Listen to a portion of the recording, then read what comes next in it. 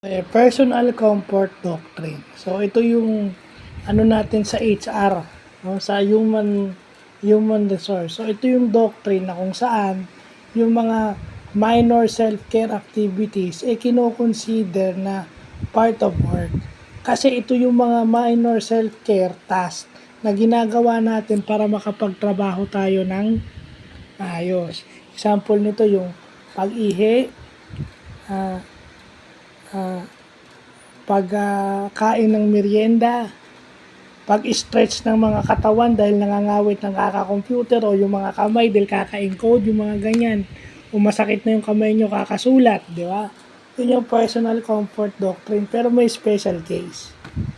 Kasi para mapatunayan na ano yun, na may pananagutan yung employer, kailangan work-related. Pero sa mga seafarers na malalayo, halimbawang naka-off duty o leisure time nung seafarer, na-aksidente siya. So, pag pinasok mo yung personal comfort doctrine, yung kanyang ginagawa during his leisure time, part ng work.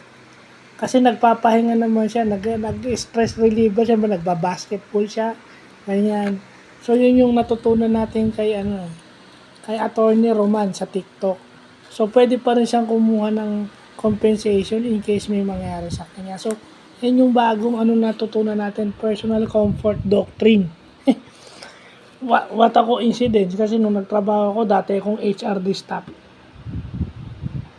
Kaya yung pinapayagan ka mag-CR o kung masama, kung sorry sa mga kumakain, kung nadudumi ka, ganyan. So, yun yung importanteng nalalaman natin, hindi dapat pinagwawalang bahala yan kasi kasama yan sa trabaho. Maging komportable yung mga empleyado mo. Kung ikaw ang bossing nagiging komportable ka, di mas lalo na yung mga empleyado. So yun, another new learning on Christmas Eve. Human resource. Yeah. So, yun lang po.